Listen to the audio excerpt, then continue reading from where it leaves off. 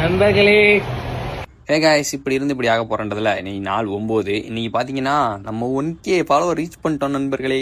ஒரே குஷி தான், தாங்க முடியல. வாழ்த்துக்கள் சொன்ன எல்லாத்துக்கும் நன்றி. 1K ஃபாலோவர் ரீச் ஆயிட்டு இருந்தாலும் ஒரு ஃபாலோ. இன்னைக்கு காலைல ரொம்ப லேட்டா தான் நண்பர்களை எந்திரிச்சோம். 11 மணி வாக்குல எந்திரிச்சு டெய்லி ஓட்ஸ் மீலே திங்கிறதுக்கு ஒரு மாதிரி அலுப்பா இருந்துச்சு. சரின்ட்டு அக்கா கடைக்கு போயிட்டு ஒரு முட்டை தோசையை போட்டு கூடவே அருமையான ஒரு மசால் வடையும் போட்டாச்சு. 1 hour later. அப்புறம் ரூம்ல தண்ணி முடிஞ்சிருச்சு. நம்மள போய் பிடிச்சிட்டு அடிச்சு வரட்டானுங்க. தண்ணி பிடிச்சிட்டு வந்து பார்த்தா இன்னைக்கு அருமையான பிரியாணி ஒரு முழு கோடு போட்டுட்டு நம்ம தம்பி எல்லாம் ஊர்ல இருந்து வந்திருந்தான். அவன் கூட ஃபன் பண்ணிட்டு 3 hours later. ஒரு ஆழ்ந்த தூக்கத்துக்கு அப்புறமேலு மதியானம் ப்ரீ ஒர்க் அவுட் மீல் செய்ய ஆரம்பிச்சான்.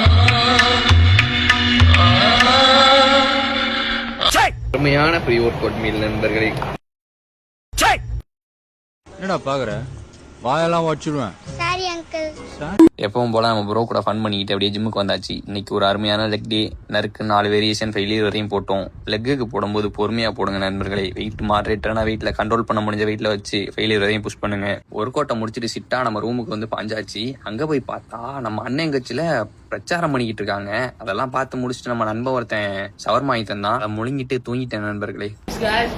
பொழுது விடிஞ்சு முடிஞ்சு